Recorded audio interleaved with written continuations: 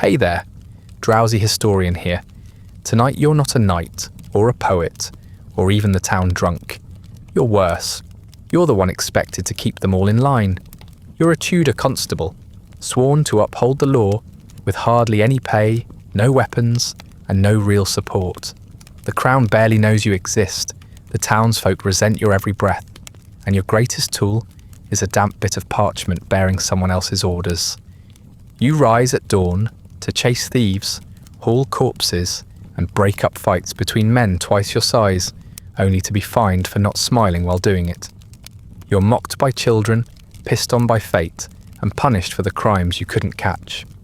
You are, by all accounts, doing your duty. No one thanks you. Before we descend into another week of bureaucratic violence and petty humiliations, do me one small favour. Let me know where you're listening from and what ungodly hour it is there. It's oddly comforting knowing these tales of historical despair reach across time zones. And if you'd like early access to more of these slow spirals through forgotten misery, ad-free audio of the episodes, or just want to support the show, you'll find the Patreon link in the description. But for now, lie back, get comfortable, let's begin. The bell wakes you before the light does. 4 dull tolls from the chapel tower, each one slow as judgment and just as merciless. You blink against the blackness. The ceiling beams are still cloaked in soot, and the straw beneath you shifts with something alive. Lice, probably, or fleas, or a rat you haven't met yet. It doesn't matter. The bell says it's Monday, which means you're late. You sit up slowly, every joint reluctant to play along.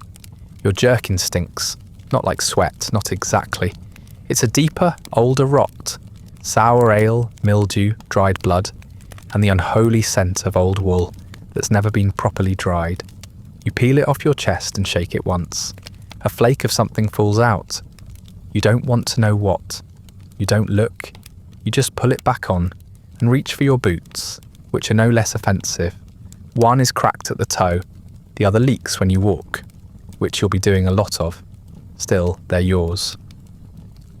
That's more than can be said for the room you're squatting in. You live above the tavern, not as a guest, not as a tenant, but as a tolerated parasite. The innkeeper lets you sleep here because the mayor says it's the law, but he makes sure to remind you of his charity every time you pass him. A good constable should be on his feet by the 3rd toll, he growled last week as you limped in soaked to the knees from dragging a drunkard out of the mill pond. You tried to explain you were delayed by vomit-related business. He didn't care. He deducted it from your supper. You won't get a meal this morning either. The kitchen downstairs has long since gone quiet.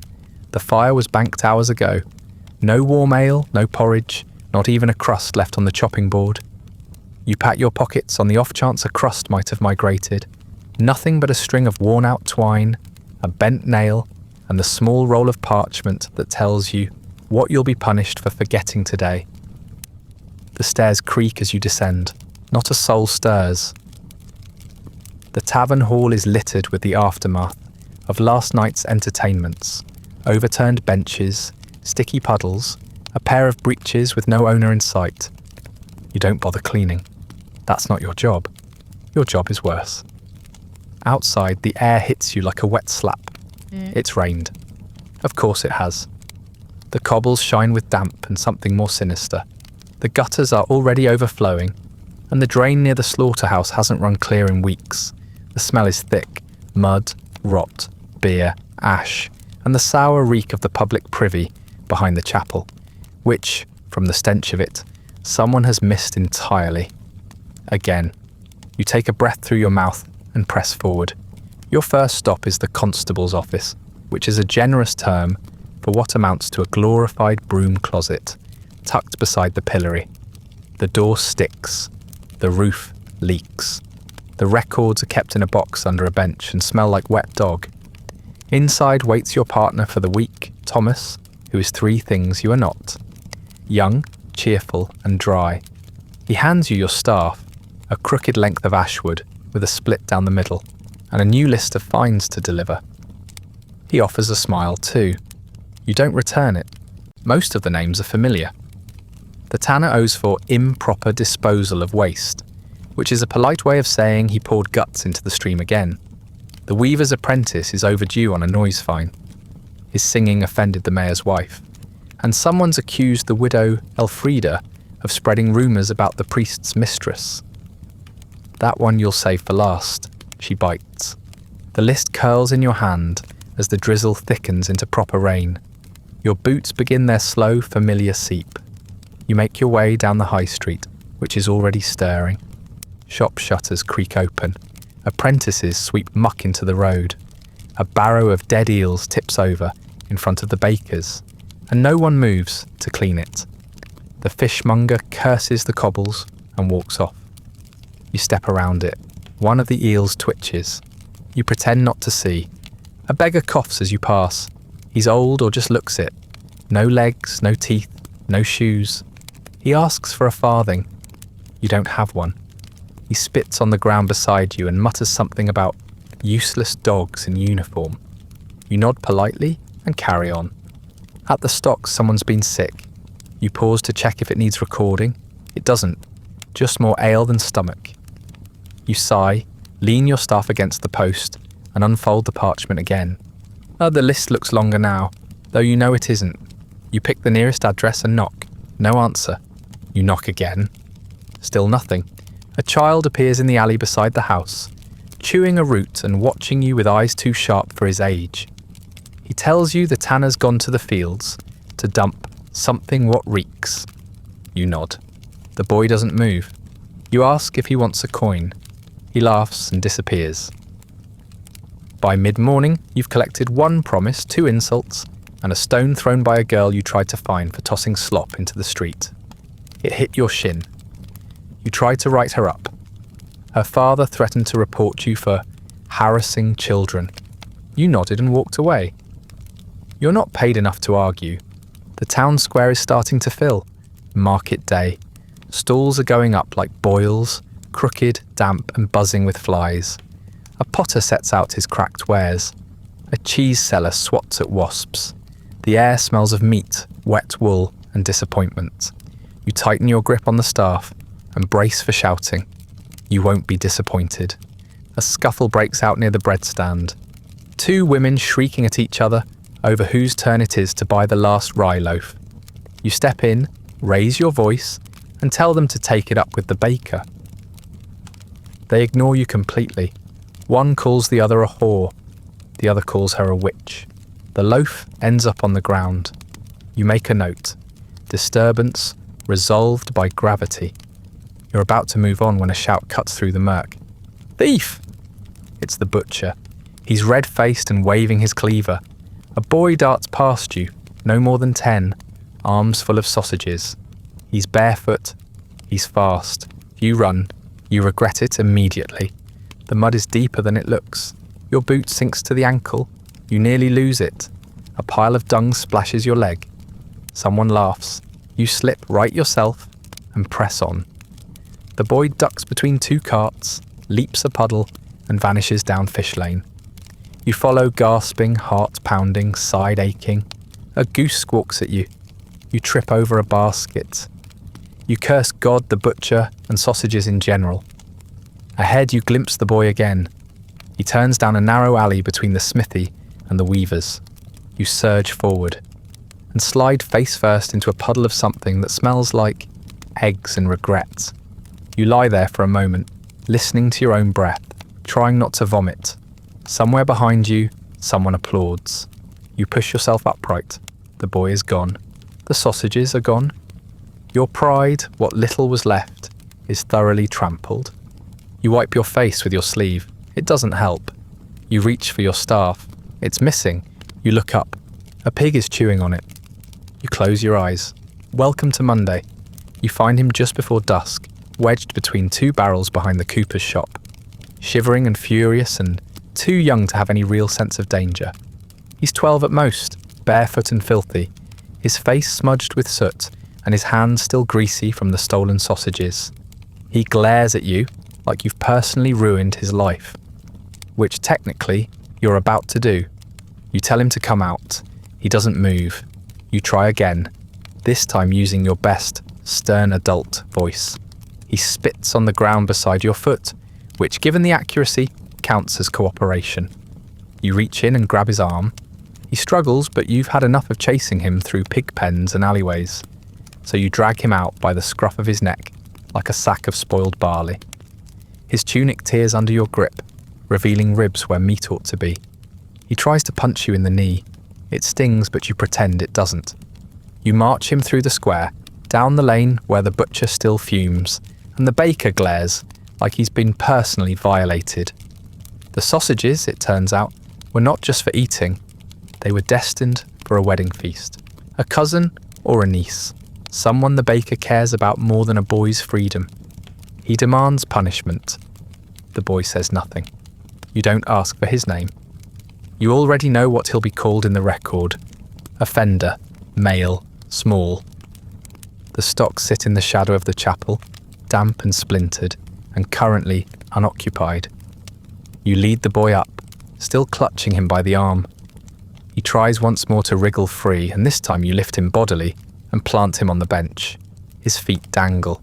His eyes stay fixed on something far away. He doesn't cry. That bothers you more than if he had. The baker insists on watching as you fasten the boy's ankles.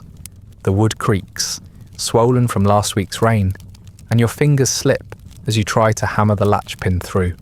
It takes 3 tries. Someone laughs. You wipe your hands on your jerkin, which only makes them smell like old grease. You step back and announce the time. 1 hour. It's the standard sentence for petty theft, though you know full well that every second will feel longer than the chase that led here. The boy's mother arrives before the hour is half done. She's not young, not old, just worn the way poor women are, with hair pulled tight and shoulders that never quite relax. She barrels through the crowd like a cannonball wrapped in rags. She screams his name, Matthew, and he flinches for the first time since you caught him. She doesn't flinch at all. She rounds on you with a look that could melt iron.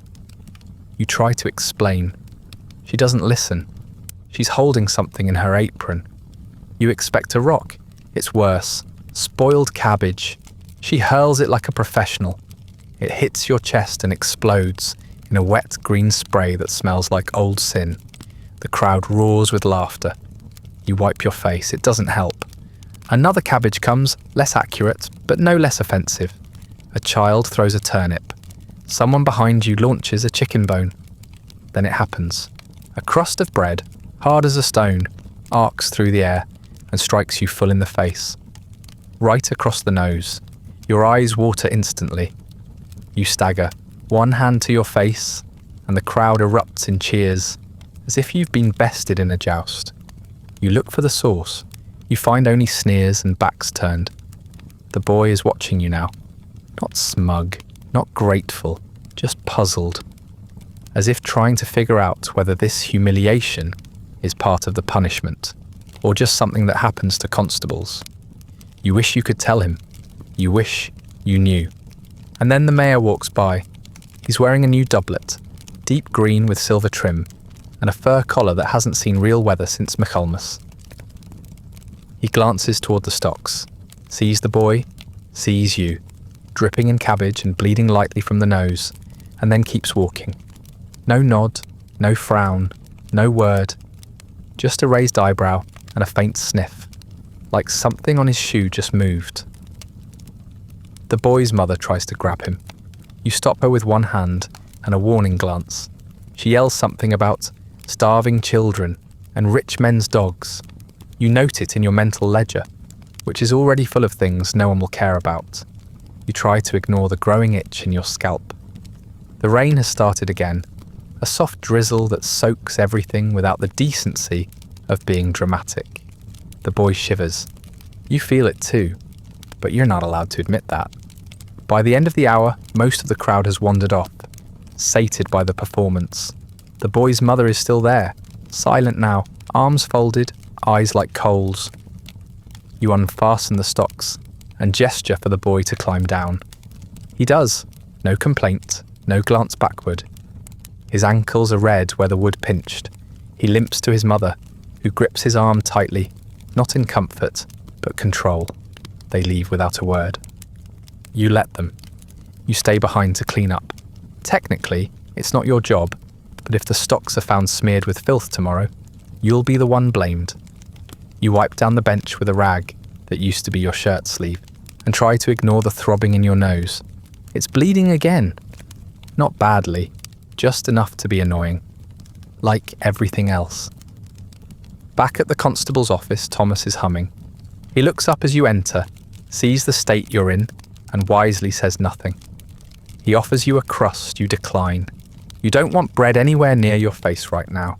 You sit, you breathe, you reach for the record book and begin to write. Name, unknown. Age, approximately 12. Crime, theft of sausages. Apprehended near the Coopers. Resistance, minimal. Punishment, 1 hour stocks. Outcome, released. You don't write about the cabbage. You don't write about the crowd.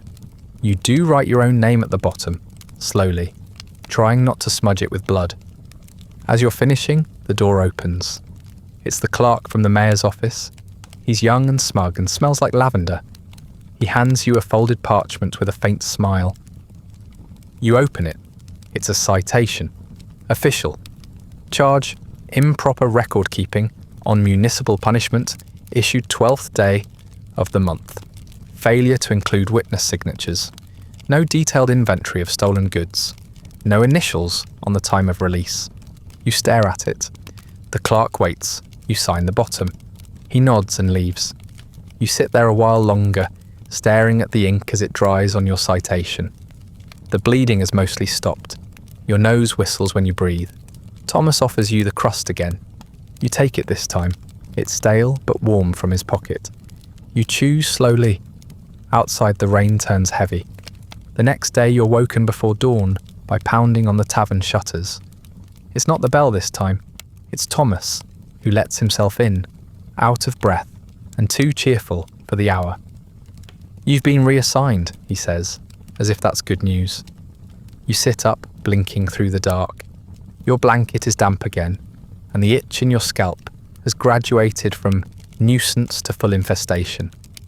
You reach for your boots, and a spider crawls out of one. You don't scream. You're too tired for that. The reassignment is simple. 2 new deaths in the poorer quarter. The death cart driver needs help. You've been volunteered. You ask why Thomas can't do it. He grins and says he has to stand guard at the pillory today. Less mess, more jeering. You make a note to trip him later. The cart is waiting near the fishmonger's, wheels already caked in something that could be mud, or blood, or both. The driver is a man called Elias who smells like old ale and despair. He greets you with a grunt and tosses you a rag. For your face, he says, if they start coughing. You drape it around your mouth, though it smells worse than the air. The quarter you're heading to is always bad. Narrow alleys, boarded windows, the stench of desperation clinging to every stone. But when the plague's around, it's worse. Quieter, like the buildings themselves are holding their breath. The first body is easy to find. He's laid out on a board beside a rain barrel, mouth open, flies already nesting in the corners of his eyes. A chalk mark on the door confirms it. Black X, smeared by last night's rain. You and Elias lift him together. Riggers set in, so he moves like a puppet on invisible strings. His knees won't bend. His head lolls backwards, jaw swinging open, like he's trying to scream one last time. You get him onto the cart without too much trouble. Then comes the second. She's inside, still lying in the straw-stuffed corner of what passes for a bed. The window has been shuttered tight, and the smell hits you before the door opens, sweet and rotting and sharp at the edges. Her husband stands between you and the corpse, arms wide, voice cracking. She didn't have the plague, he insists.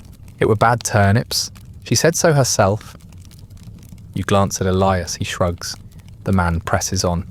She vomited once, that's all. And the sweating, well, it's hot in here, isn't it? And the bleeding, that could have been her monthlies. You ask when her last breath was. He says yesterday morning. You point out the rats in the corner, already chewing on her foot. He starts crying. You take her anyway. As you lift her, something in her chest gives way, with a noise like wet parchment tearing.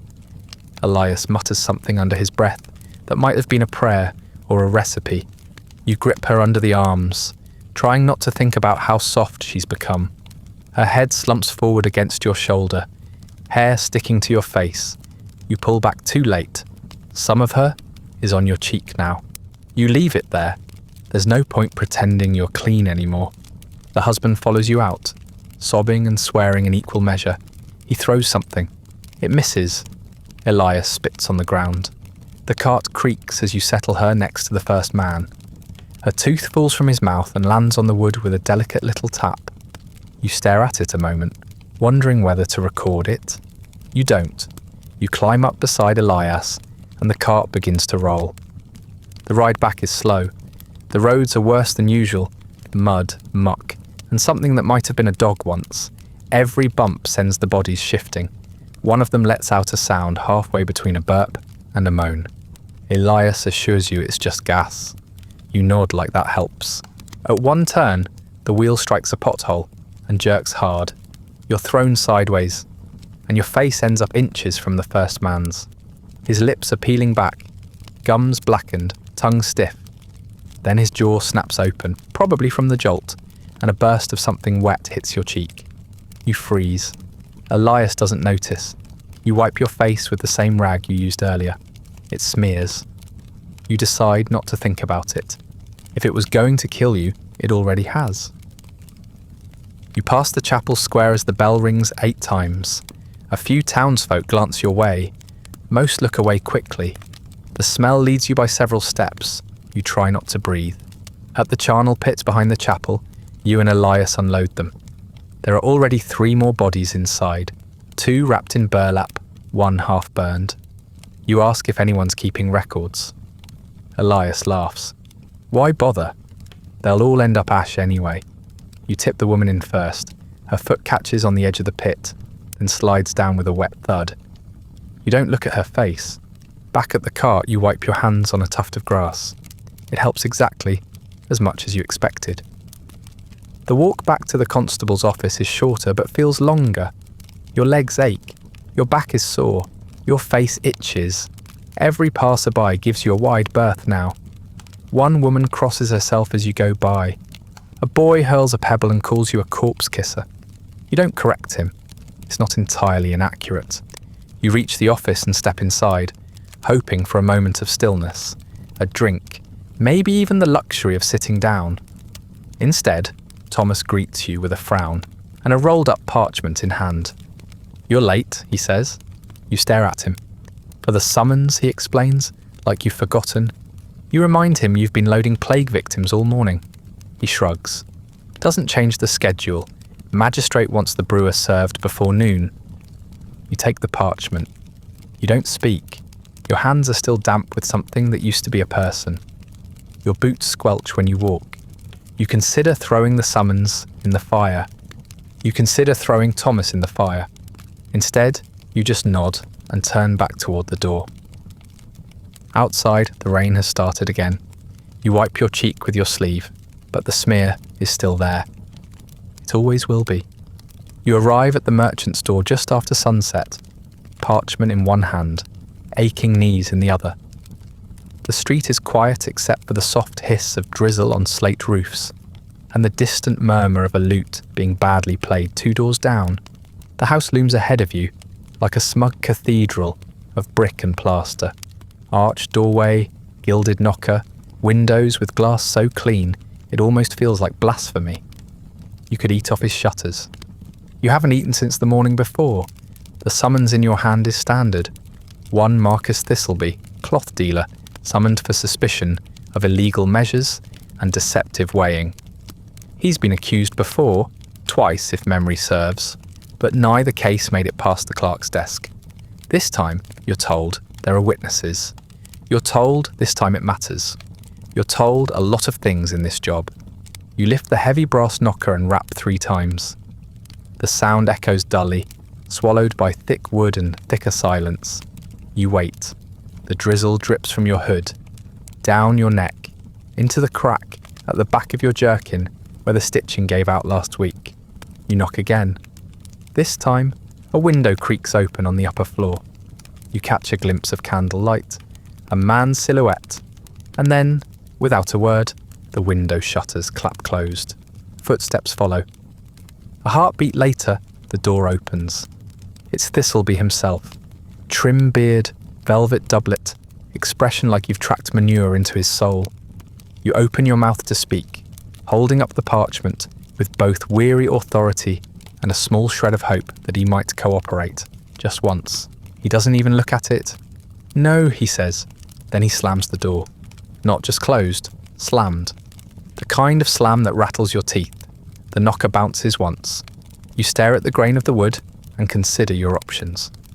You could write him up for non-compliance, but that requires a signature from a magistrate, which requires a visit to the clerk's office, which is currently locked. You could try knocking again, but that may earn you nothing but a bruised knuckle and a formal complaint. So you do what every good constable does in your position. You wait. You lean against the door frame, roll your shoulders, and try to stay under the eaves. The rain doesn't care. It slides sideways on the wind, soaking your leggings and dripping from your nose. The street is mostly empty now. The loot has stopped. The shutters along the lane have closed like eyelids. You are the only fool awake in this part of town. Time passes, not quickly. The candle in the upper window flickers, dims, flares again. You count the minutes by the number of times your teeth chatter. Somewhere down the lane, a dog barks and then yelps, like it's been kicked. A slop bucket tips over behind you. You don't investigate. Eventually, the door creaks open again. You straighten, brush your sleeve across your face, and try to look like a professional, rather than a half-drowned scarecrow. But it isn't Thistleby at the door this time. It's a servant younger than you, dressed better than you, and holding a small pouch that jingles when he lifts it. "Mr. Thistleby regrets the misunderstanding," the boy says, tone flat. He hopes this token might smooth the parchment. You glance at the pouch. It's leather, well stitched, and damp at the corners. You can guess what's inside. Enough to buy silence, or at least enough to make you walk away and not mention his name to anyone important. Your stomach growls. You pretend it's the rain. "No," you say. The boy frowns, clearly not expecting resistance. He says it's generous. You shake your head. "He's been summoned." The servant shifts on his feet. "He says he's not home." You almost laugh. Almost. Instead, you take the pouch from the boy's hand. Not to keep it, but to throw it back through the doorway. It lands with a clink just inside, splashing the fine rugs with muddy droplets. The boy flinches. Behind him, deeper in the house, you hear movement, boots on floorboards, low voices, a chair scraping back. A moment later, the steward appears. He's older, thicker in the waist, with the face of a man who's never been told no. He sizes you up like he's inspecting a rotten turnip. "You've got some nerve," he says, and then snorts like the smell of you is making his nose wilt. You explain again that you're here on summons. You hold up the parchment. You even point at the seal. He doesn't look. Instead, he steps forward just enough to make you step back. The rain hits your collar like cold fingers.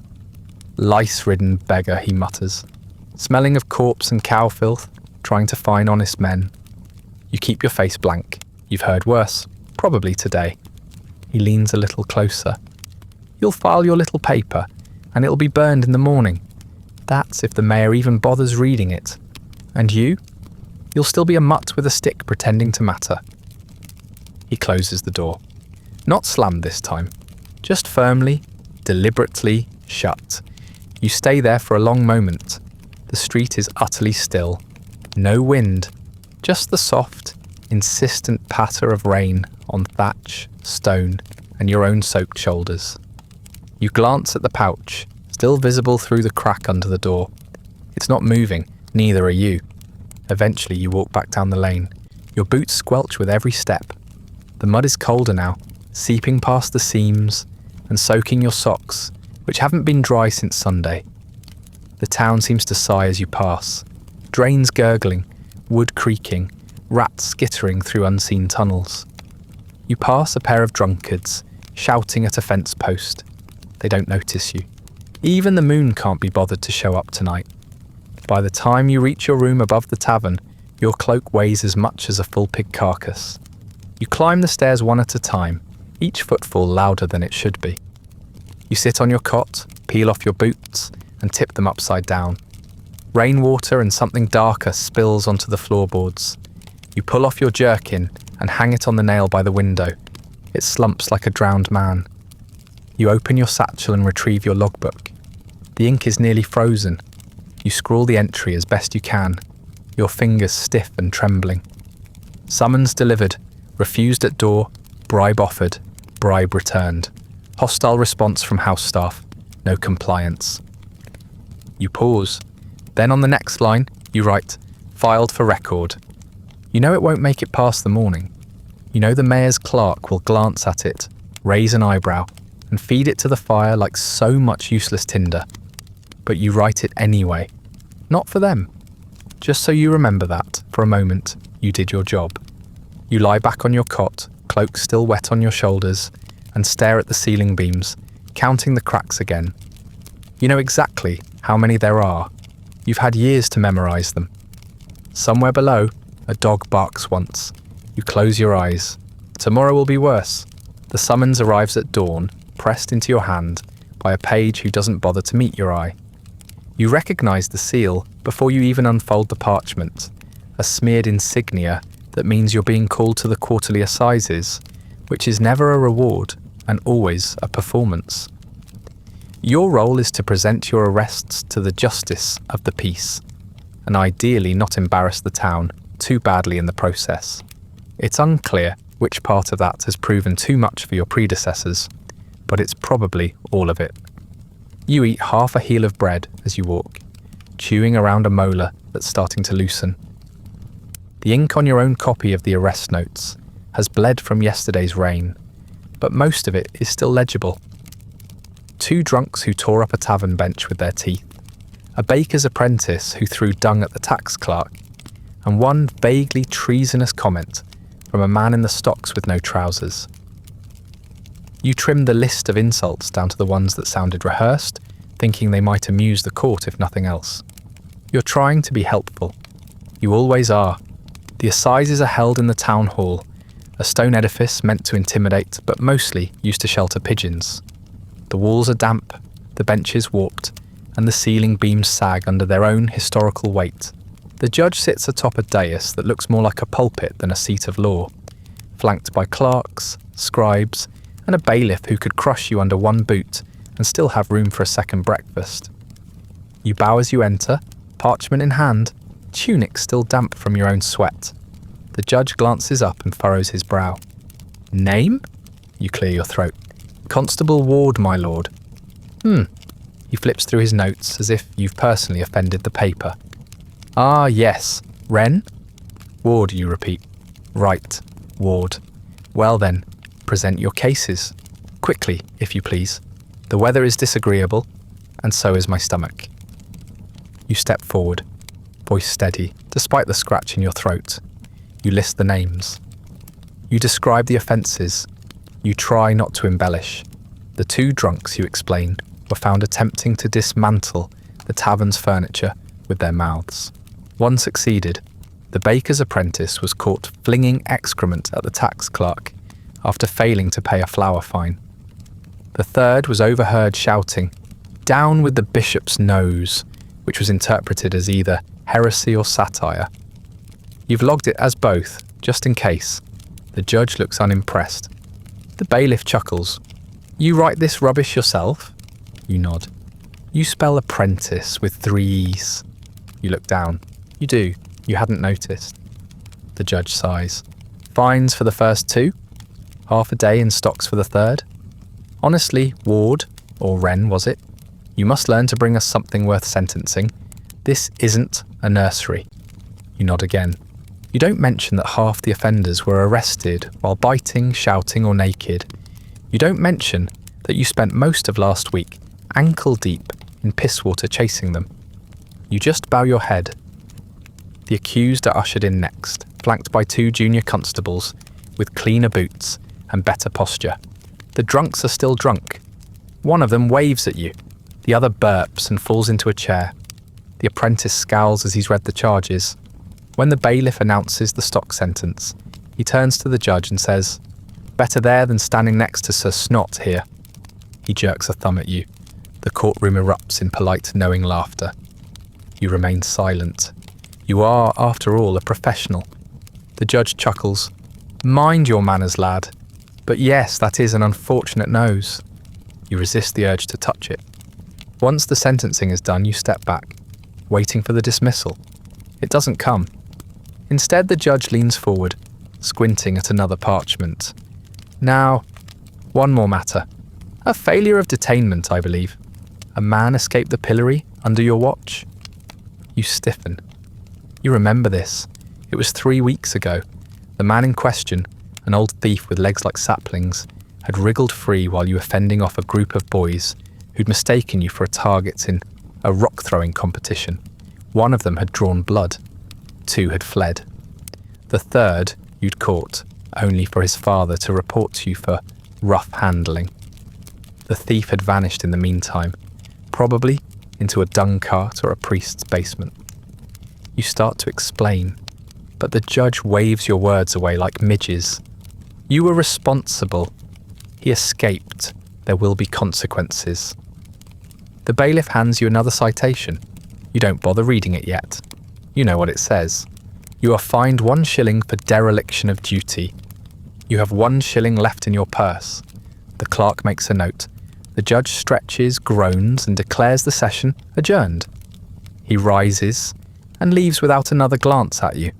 The drunks slap each other on the back and follow the apprentice out, one of them miming a sneeze and shouting "Sir Snot" to another round of laughter.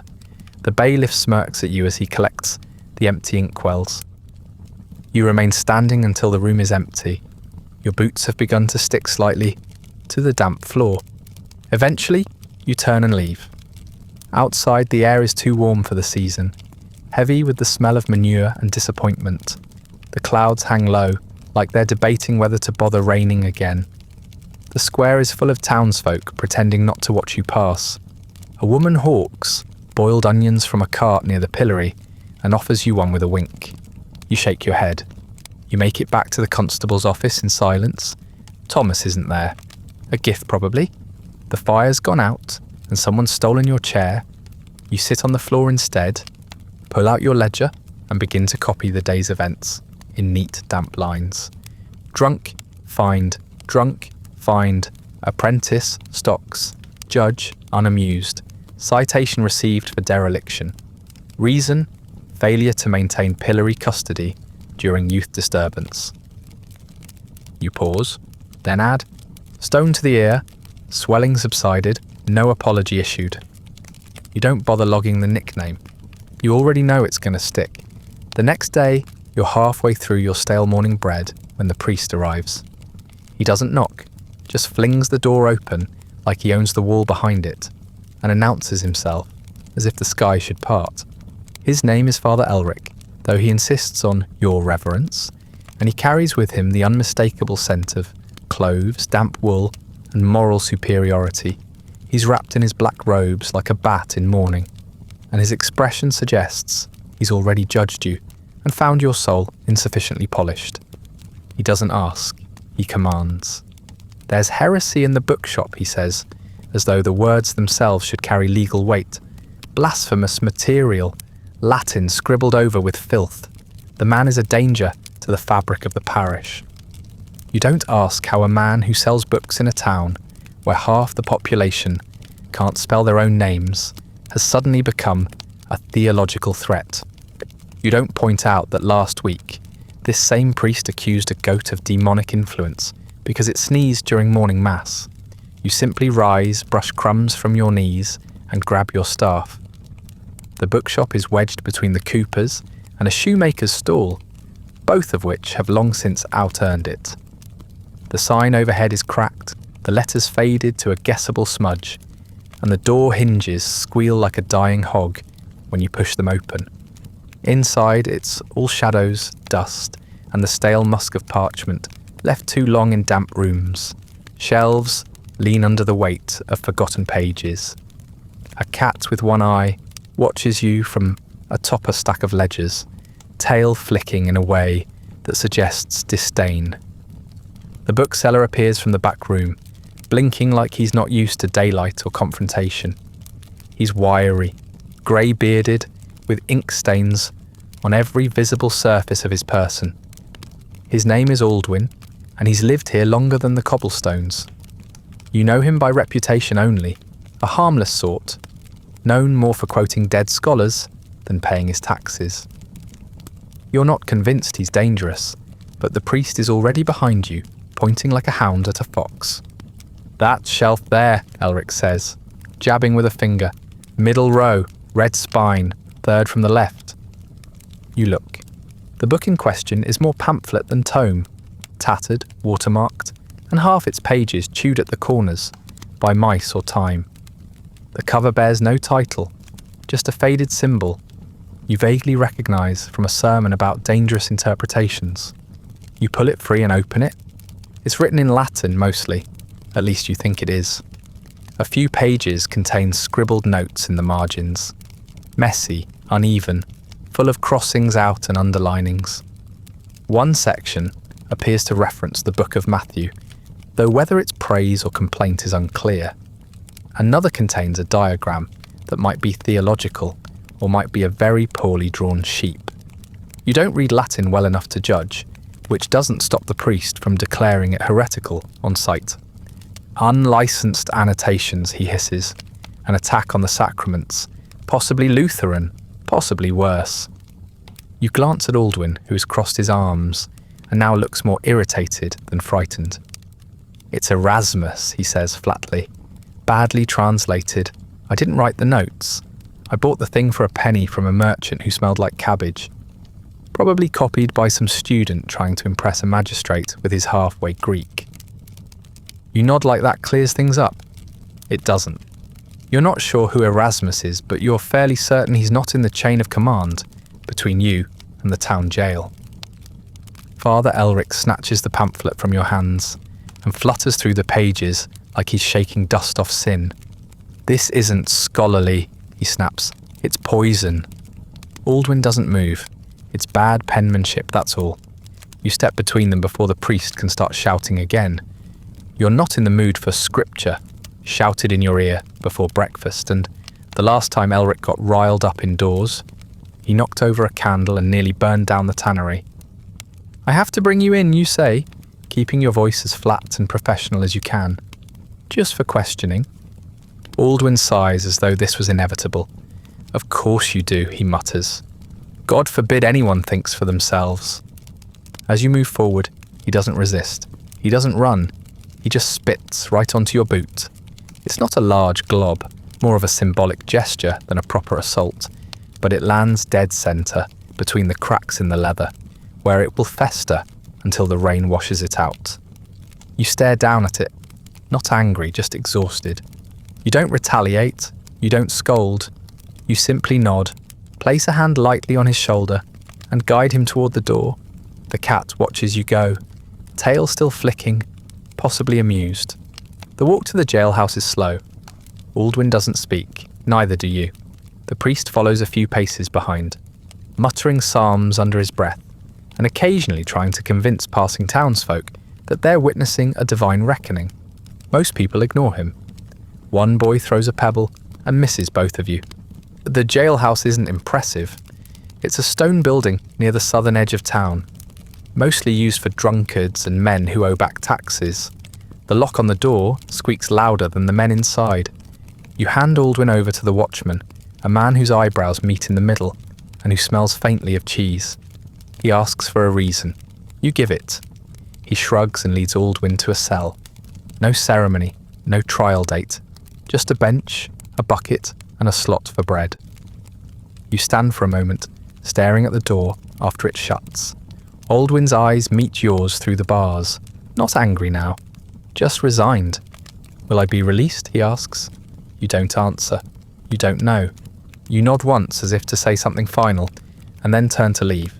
Back in the street, the priest is waiting with the satisfied air of a man who thinks he's done something noble. He clasps your shoulder with one thin hand and tells you you've served the Lord this day. You resist the urge to point out that you smell like ink, dust, and someone else's spit. You walk back to the constable's room slower than usual, boots squelching with each step. The rain has picked up again, soaking through your cloak and dripping down your spine. The streets are quieter now. Shop doors are half closed. The baker's son gives you a look you can't quite read. Half pity, half contempt. Inside, you remove your boots, shake off the worst of the damp, and sit down at the desk to write your report. Name Aldwin, bookseller. Charge: possession of unlicensed material. Note: claimed Erasmus. Priest unmoved. Action: detained. Resistance: minimal, spit, boot. Status: in holding. Outcome: TBD. You hesitate at the last line, pen hovering above the parchment. You know the priest won't follow up. You know the mayor won't care. You know Aldwin will be forgotten by week's end, if not sooner. You look at the ink drying on the page. You look at the name, and already you're forgetting how it's spelled.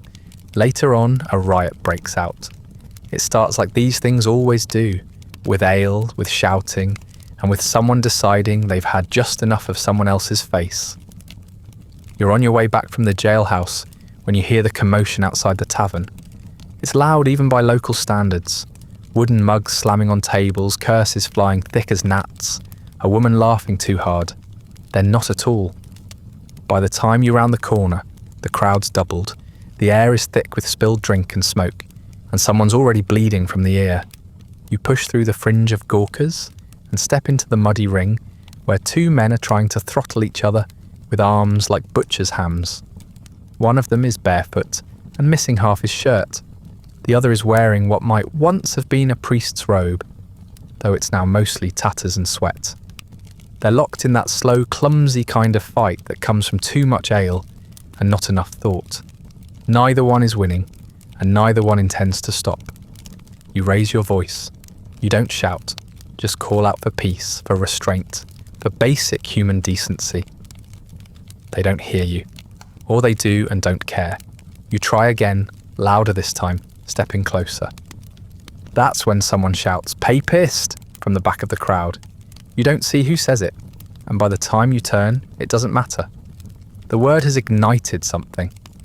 Not thought, just reaction. Within seconds, it's not just a fight anymore, it's a brawl. A young man lunges at the barefoot priest, slips on a puddle, and drags three others down with him. A woman hurls her tankard into the fray, and then ducks behind a barrel. Someone throws a chicken. You're fairly certain it's dead, but you can't be sure. The chaos ripples outward, like a dropped stone in a pond of drunkards. You wade in, staff in hand, trying to separate bodies without breaking them. You grab one man by the collar, pull him off another, and get an elbow to the chin for your trouble. You stagger back, staff swinging reflexively, and catch someone's knee. He falls, groans, and then bites your ankle. You shake him loose and try again. There's shouting on all sides, some of it yours now, and still no one's listening. A stool arcs through the air and crashes into your shoulder, splintering against your jerkin with a crunch that may or may not have come from your collarbone. You drop to one knee, breath knocked clean out of your chest, staff falling from your grip. Mud seeps instantly into the tear in your sleeve, and you feel warmth spreading down your back. Blood or sweat or beer, possibly all three. Someone stumbles into you, and you push back without thinking. He reels away, arms flailing, and knocks over a brazier set too close to the tavern wall. Sparks fly. Flames don't catch, thank God, but the smell of singed wool adds another layer to the stink of fear, sweat, and piss already clinging to everything. Then you feel it, warm and wet, blooming slowly across your chest. You look down. A man you don't recognise, grey beard, torn ear, eyes rolling wild, has collapsed against you. His nose is bleeding freely, soaking into your jerkin in slow spreading blotches. He mumbles something that might be a prayer or a recipe or the name of a dog. You try to stand. He won't let go. You push him off, Harder this time, and he falls backward into the mud. He doesn't rise. That's when the watch finally arrives. They come in with cudgels raised and expressions polished for authority. 2 of them, neither familiar, young and smug and too clean for the hour. They don't ask questions. They don't separate the fighters. They go straight for the man on the ground. Then they turn to you. One steps forward. Who started this? You try to explain. You tell them you were called here. You tried to break it up. You give names. You point to the priest's robe, the stool, the blood. The taller watchman frowns. You're shouting. You blink. Because no one's listening. He nods. That's disorderly conduct, inciting confusion. You stare at him. You're still holding your shoulder. Your sleeve is torn, your chest soaked. The crowd is finally quiet, watching now with the cautious interest of people who sense a new kind of entertainment beginning. The shorter watchman says, "You're not authorized to raise your voice above parish limits unless given clerical cause." You point out, as calmly as possible, that someone shouted "papist," that a man has collapsed, and that you were struck with a stool in the line of duty. The taller one shrugs. Duty doesn't excuse tone. They take your staff. They don't even ask first. The younger one fumbles it, then drops it in the mud. You are officially under arrest. The crowd parts like a sea of smug satisfaction. Someone spits near your feet. A woman with a black eye claps mockingly as you're marched past. No one helps. No one stops it. Most look relieved it wasn't them. You try to ask if they've seen Thomas, or if someone will speak to the mayor, but the shorter one says, "If you're innocent, it'll be sorted tomorrow." You arrive at the constable's jailhouse not as an officer, but as a prisoner. The irony is not lost on the watchman stationed there, who raises an eyebrow but says nothing as the door is opened and you're pushed inside. The cell smells like old feet and forgotten bread. There's a bench, a wall hook and a bucket. No fire, no light, no supper. They don't ask if you're hurt. They don't check your shoulder. They don't offer water.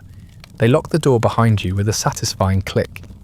You sit in the corner, back against the wall, and try not to breathe too deeply. Your shoulder pulses in dull rhythm with your heartbeat.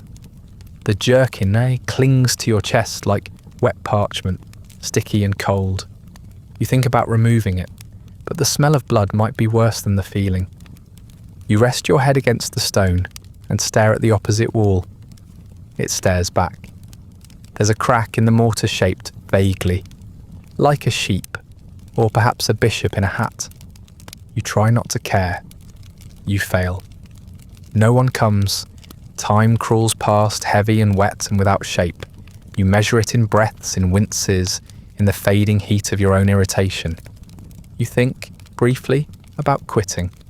Then you remember that you're not paid enough to resign, and not important enough to be missed if you vanish.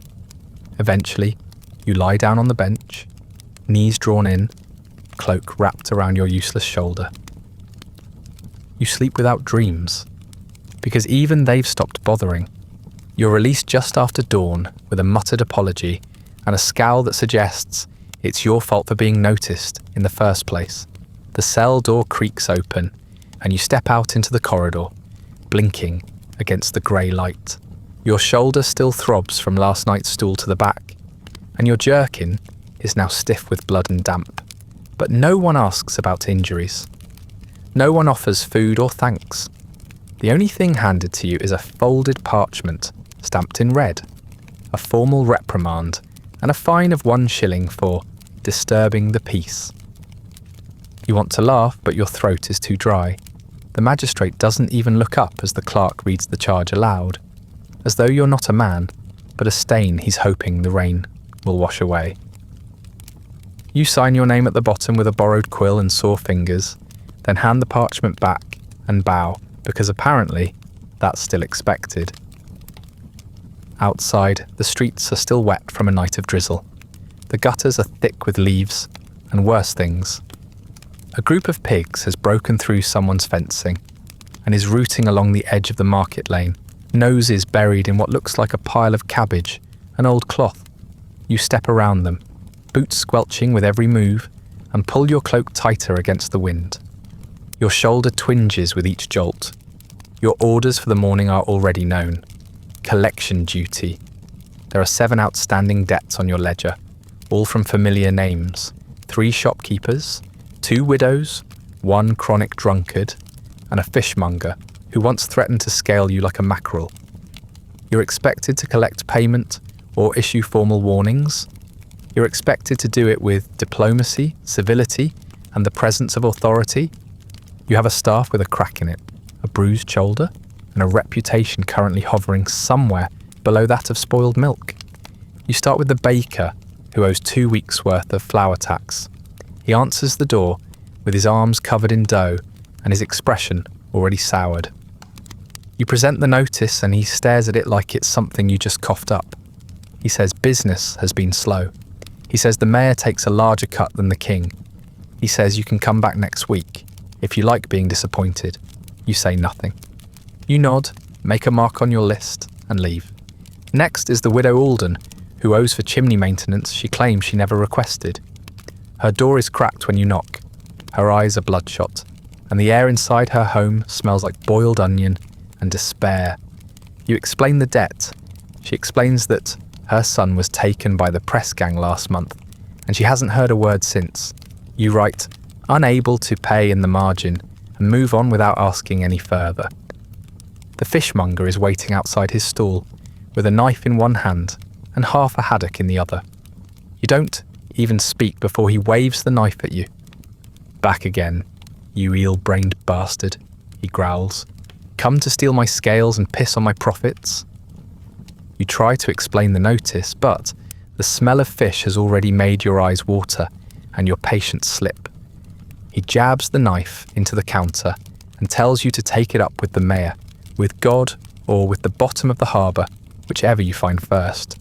You nod, back away slowly, and pretend you didn't just trip over a barrel of squid guts on the way out. Your next stop is a cobbler who hasn't paid his licence fee.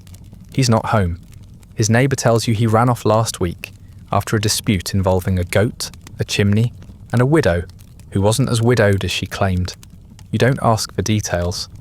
You mark it absconded and keep walking.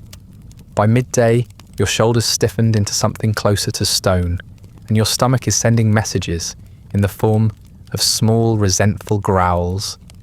You pass a market stall where a child is picking through bruised apples, and for a moment you envy his certainty that whatever else happens today, he will have fruit.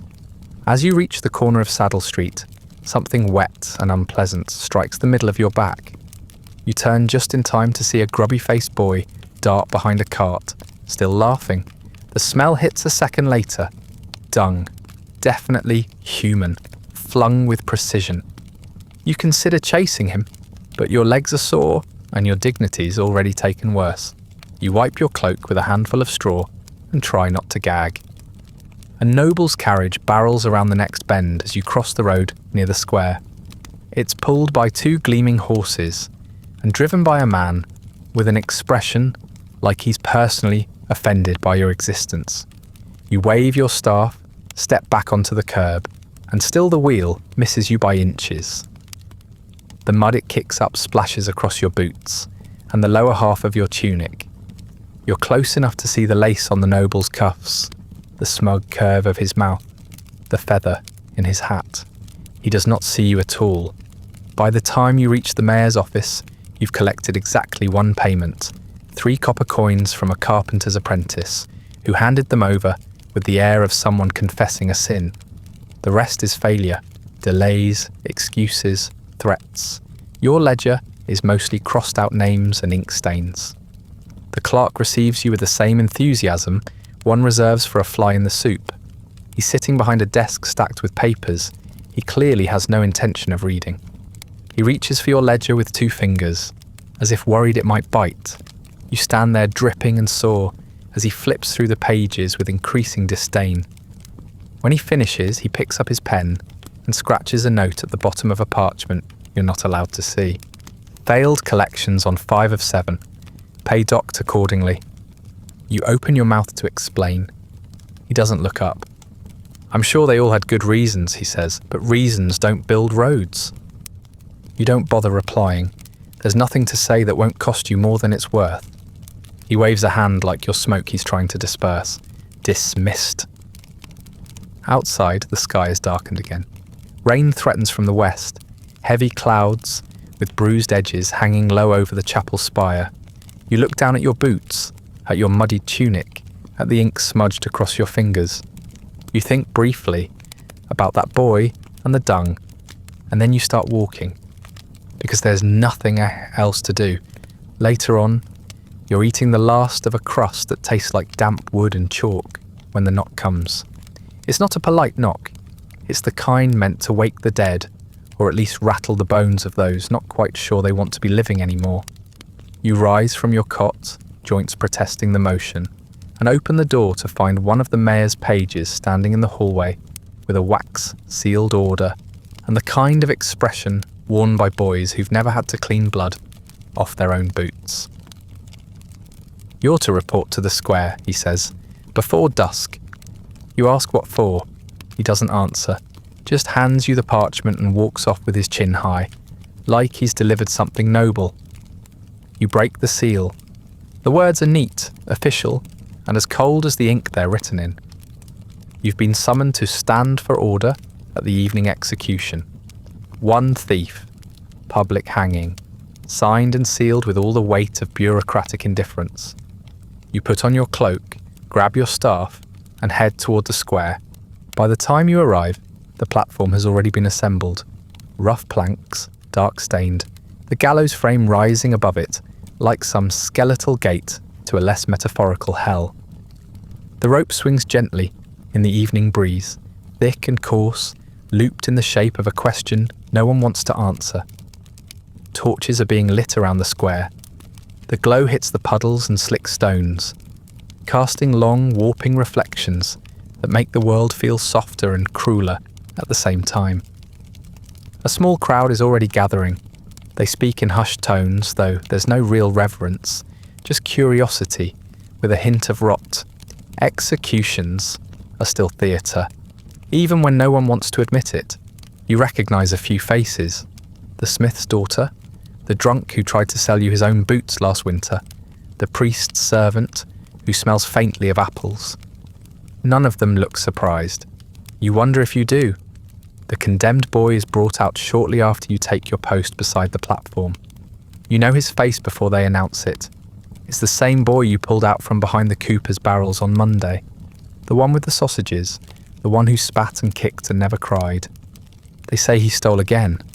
Bread this time, and not even much of it, just enough to draw attention from the wrong vendor with the right friends. There's no mention of how long he's been hungry, or who turned him in, or why no one stepped forward to speak on his behalf. The record simply reads, repeat offender. It's enough. He looks smaller than you remember. He's barefoot again, and his tunic is more holes than fabric.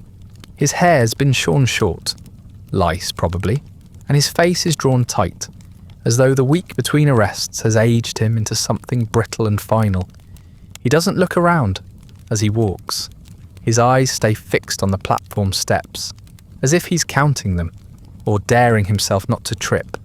No family came. You check the list. No names offered, none requested. When you asked the steward if anyone had claimed the body, he shrugged. He's not worth the wood. Your job is to stand for order. That's what the order said. You're not to touch the rope, not to speak to the boy, not to interfere. Just stand near the platform, wear the badge, hold the staff, and give the scene a sense of structure, as if a constable's presence makes the process cleaner, holier, more legitimate. No one believes that, least of all you. The executioner is already in place, hooded, silent, hands calloused from years of grim familiarity. He adjusts the rope with the care of someone tightening a saddle, then nods once to the magistrate, who steps forward to read the charges.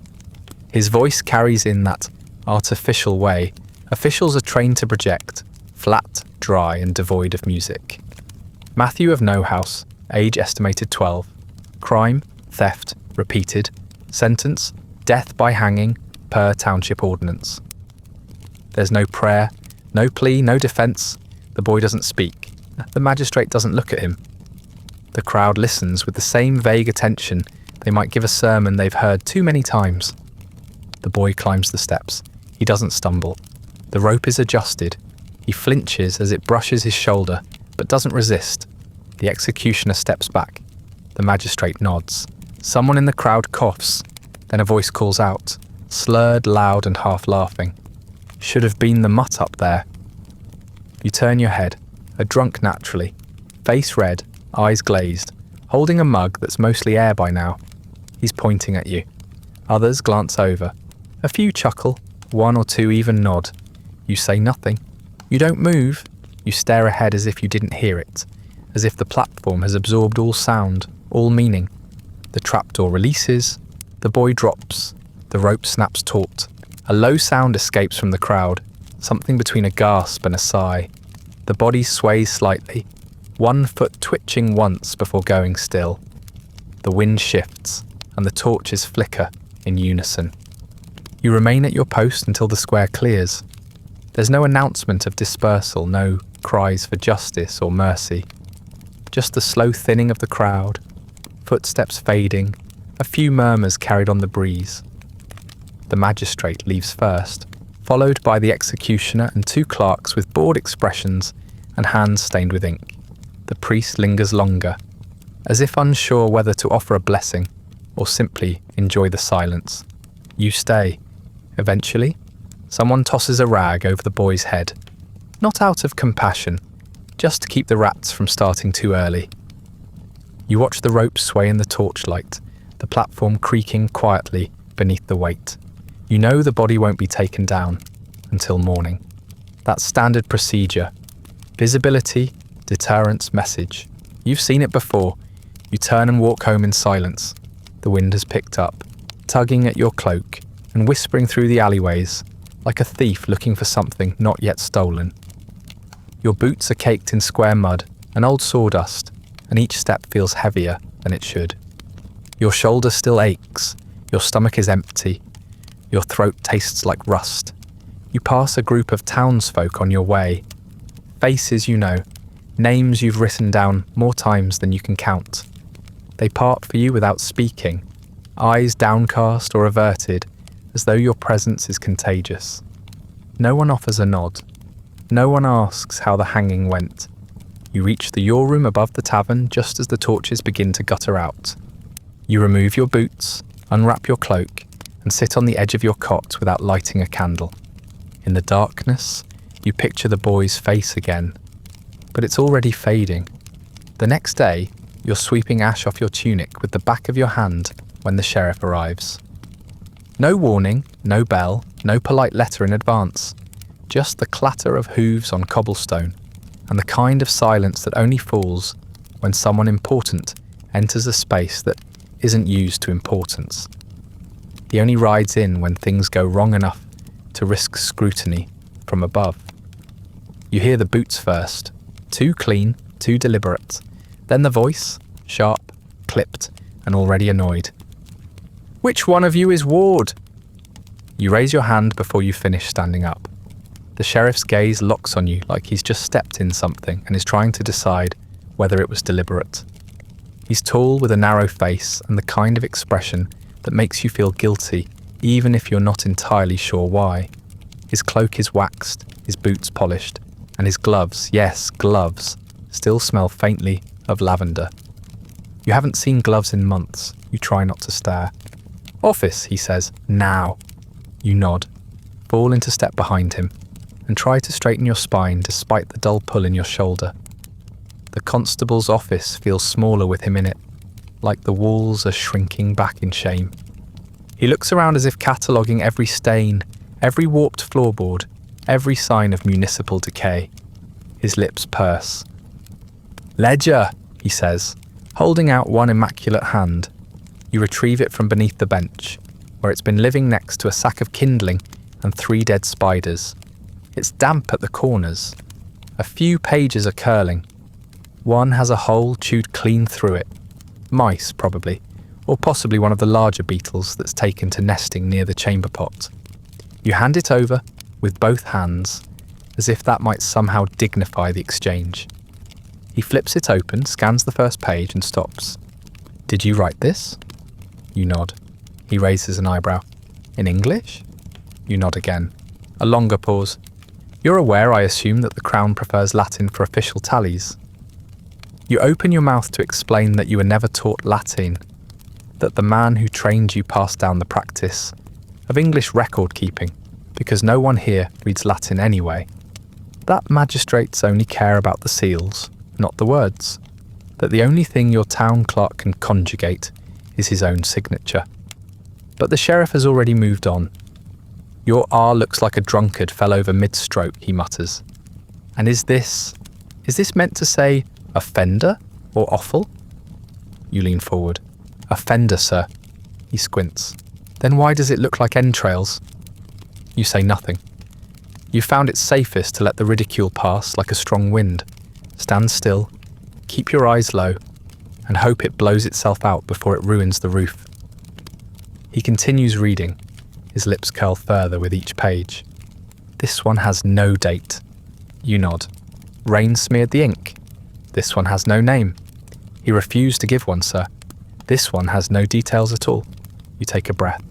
"That page was chewed by a mouse." He looks up sharply. "Excuses aren't policy." "No, sir." He flips the ledger shut with a sharp slap of paper and hands it back to you like it might stain his gloves. "You are to rewrite this entire record by Monday, in Latin, with proper indexing." You stare at him, not quite sure if you've heard correctly. "Sir," you begin carefully, "I was never—" "Then learn." You try again. "There's no one here who can teach it. The parish priest refused last spring when I asked for instruction." "Then you'll be replaced," the sheriff says, already turning toward the door. You follow him outside, words still clinging uselessly to the back of your throat. The street has gone quiet again, townsfolk pretending not to watch from behind shutters and cracked windows. You wonder what they see when they look at you. A constable? A joke? A placeholder for someone taller, cleaner, with a proper command of dead languages? He stops at the edge of the square and turns once more. "I've seen hedge pigs keep better records than this." He gestures toward the stocks. "Stand there. Look useful." Then he mounts his horse and rides off, trailing dignity and saddle polish behind him, like a banner. You walk slowly to your post beside the stocks. The morning light is too sharp, too honest, laying bare every splinter and crusted stain on the wood. No one's in the restraints today. You almost envy them. You stand there for an hour, maybe two. The clock on the chapel tower ticks past without chiming. A dog walks by and lifts its leg on the stocks. You don't stop it. You scratch at a spot on your arm where something's been nesting under your sleeve since Tuesday. A bite, probably lice. You've learned the pattern. The initial itch, the faint swelling, the slow spread, the endless scratch. You dig in harder, just for something to do. The skin breaks. Blood rises in a thin red line. You wipe it away with your cloak. No one notices. No one ever does. You sleep poorly that night, if sleep is the word for the hours you spend shivering under a cloak that no longer keeps out the cold. The sheriff's words echo in your skull long after the hoofbeats fade. Do better. As if you hadn't been bleeding under the weight of doing exactly that all week. You dream of ink, of parchment crumbling under your fingers, of a gallows where the noose is shaped like a letter you can't quite translate. The bell tolls just after sunrise, long and slow, calling the town to prayer like it's ringing in the end of days. It's Sunday. You're already standing at your post when the first worshippers begin to gather, boots scraping on the cobbles, breath steaming in the chill air. The chapel doors are open wide, lights spilling out in dull yellow streaks across the square. Candles flicker behind the stained glass windows, casting fractured halos onto the stone walls. You remain outside, as instructed. You always remain outside. Thomas passes by on his way into the chapel, dressed in his cleanest jerkin and wearing the expression of a man who's never once slipped in the mud or missed a chance to be seen and doing nothing. He nods at you. You don't nod back. You're not welcome in the pews, not officially banned, but unofficially discouraged in the way that only truly practiced communities manage. With the smallest of gestures, the tightest of smiles, and the utter absence of space when you step through the threshold. The one time you sat near the back, years ago, 3 different people coughed directly behind you, and 2 moved seats. The priest skipped the piece entirely. You learned your place, and now, every Sunday, you stand at the chapel door like a particularly grim gargoyle with a staff and a half-healed bite on your neck. The townsfolk file in, nodding politely as they pass. Some to you, some to God, some to no one at all. You recognise most of them. The butcher's wife with her red hands scrubbed raw. The tanner with his never-washed coat. The mayor's niece, stepping daintily over the wet stones like they might stain her. Even the fishmonger is here, though he gives you the same look he gave the trout that turned last week. Half suspicion, half disappointment. You tighten your cloak and shift your weight from foot to foot. The morning frost is slow to lift, and the spot on your boot where the blood soaked through yesterday has gone stiff. Your stomach mutters a hollow complaint. You haven't eaten since Friday night, and even that was just the tail end of a crust you found under your cot. You're not sure if that counts as a meal or a warning. Inside, the sermon begins. You can hear it well enough from your place by the door. Father Elric likes to project. His voice slices through the chapel air like a blade, sharp and righteous, each word wrapped in the rhythm of judgment. He's chosen fire and brimstone this morning. Of course he has. Sloth, dishonesty, failure to fulfill one's God-given duty. The usual litany of sins, though today it feels a bit more pointed. You shift again, leaning slightly on your staff. Your shoulder twinges, your knees ache. A mother with 2 children in tow glances back at you during the part about those who bear authority without understanding. Her eyes linger a bit too long. The boy beside her whispers something and laughs behind his sleeve. The priest's voice rises with a practiced crescendo, and when those entrusted with order forget justice, when they perform their duties not with vigilance, but with apathy, what can we expect but rot in the very foundation of our towns? Several heads turn, not subtly. You stare ahead unmoved, the way a good constable does when everyone is trying to see whether you'll flinch. The sermon continues. He shifts into parables, one about a crooked tacksman, another about a soldier who slept through an enemy attack. Then he lands on the story of a servant who buried his master's silver in the dirt, afraid to fail, but too lazy to try. It's a well-worn tale. You've heard it before, though you've always thought the servant had the right idea. At least, the silver didn't get stolen. The priest finishes with a prayer that sounds more like a legal warning, and the congregation bows their heads. You do not. Not out of defiance. Just because you're tired, and lowering your head too far might mean you wouldn't lift it again for a while. When the pews begin to creak and the hymn stumbles into life, you shift slightly to rest your weight on your good leg. Someone steps up beside you. You glance down, half expecting a scolding or another citation. But it's a child.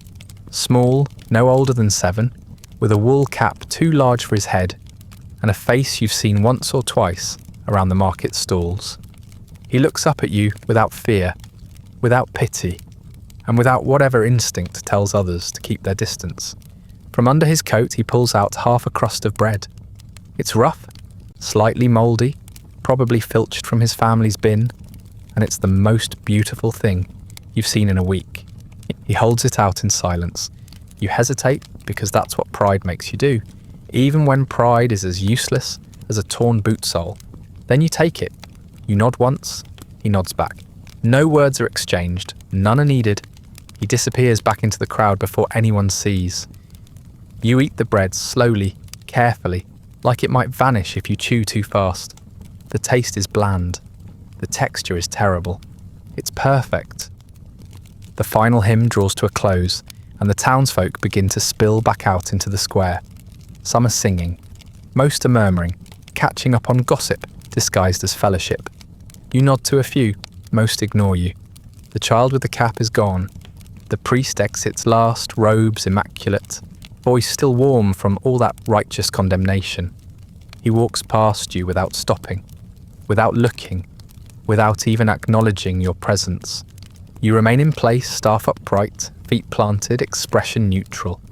Just in case someone starts a fight over doctrine, seating, or whose sheep trampled whose fence post last week.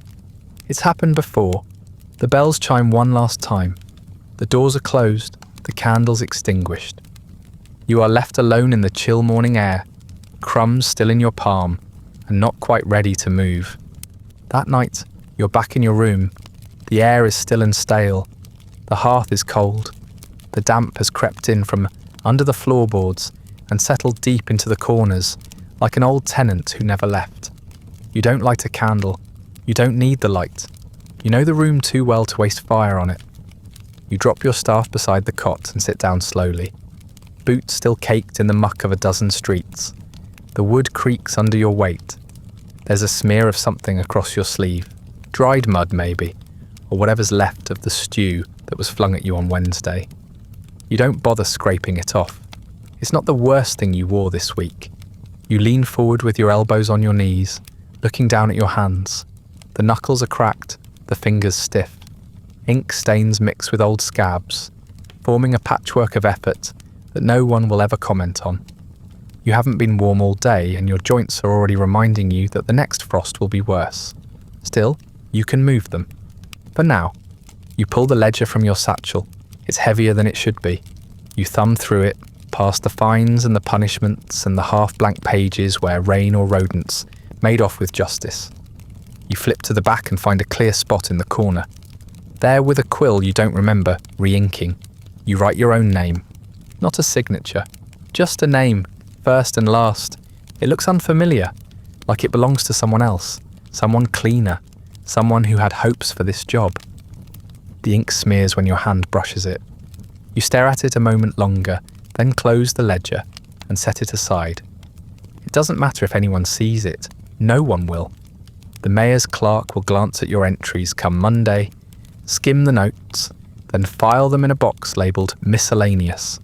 One day, that box will be thrown out to make space for newer boxes with newer names, written in neater Latin. You lie back on the cot without removing your boots. The laces are stiff and crusted. You don't have the energy. The cot's too short as always, so your feet hang just over the edge. You pull your cloak up to your chest and try not to think about the damp creeping in through the seams. Outside, the town has gone quiet. The shutters are drawn, the tavern dark, the chapel window still glowing faintly with candlelight that isn't meant for you. Across the square, someone walks the evening watch. Steady boots, smooth stride, polished cloak. Not Thomas, not you. Too tall, too confident. A new constable, maybe. One of the sheriff's recommendations. Someone fresh, someone unbruised by the week. You close your eyes. You'll meet him soon enough. Probably be told to train him. You picture the week behind you. The boy in the stocks. The drunkard's boot in your ribs. The citation for shouting too loudly. The hanging. The clerk marking your pay docked without looking up. The sermon. You think briefly about what it might mean to quit. But then you remember that quitting implies there's something else waiting for you. Another job, another town, another version of yourself. There isn't. There's just this. The post, the ledger, the boots. You'll do it again next week. You'll wake up Monday to the bell, pull on your damp cloak, and chase another thief through another alley. Your shoulder will still ache where the stool hit. You'll fine a man who won't pay, drag a woman who won't forgive, and write it all down in ink no one will bother to read. You won't be thanked, but you'll show up, because that's what you do. That brings us to the end of tonight's quiet unravelling. The week-long burden of a man who wasn't a hero or a villain, or even particularly memorable. Just a Tudor constable, trudging through filth with a cracked staff and a ledger no one reads, trying to keep order in a world that never asked to be kept.